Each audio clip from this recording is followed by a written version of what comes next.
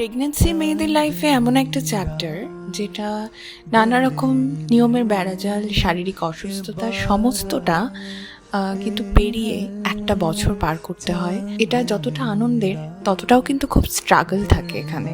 আমার লাইফে সেই স্ট্রাগল এবং আনন্দ দুটোরই এখন একটা মেলবন্ধন চলছে। প্রেগনেন্সির মুড সুইং কাটাতে তাই দুজনেই চলে গিয়েছিলাম আজকে পিৎজা হাটে। পেট পুরে পিৎজা খেয়ে ভেবেছিলাম মানসিক অবসাদ দূর করব, এবং সত্যি তাই হলো। মানে পিৎজা ক্রেভিং এতটাই ছিল যে ওখানে গিয়ে খাওয়া মাত্র মানে মুডটা জাস্ট চাঙ্গা হয়ে গেল। আমরা গিয়েছিলাম হচ্ছে গড়িয়ার আউটলেটে। এখানে পিৎজা হাট নিয়ে তো তোমাদের নতুন কিছু বলার নেই, তাই ছোট্ট করে বললাম আমরা নিয়েছিলাম মালাই পিৎজা আর টিক্কা পিৎজা, যেটা আমরা সবসময় চুজ করি, গেলে তোমরাও খেতে পারো, খুব ভালো লাগবে। তো আজকে সন্ধ্যাটা এই নিয়ে দারুণ কেটেছিল। তোমাদের আজকে শর্টসটা কেমন লাগলো সেটা কিন্তু জানিও কমেন্ট বক্সে।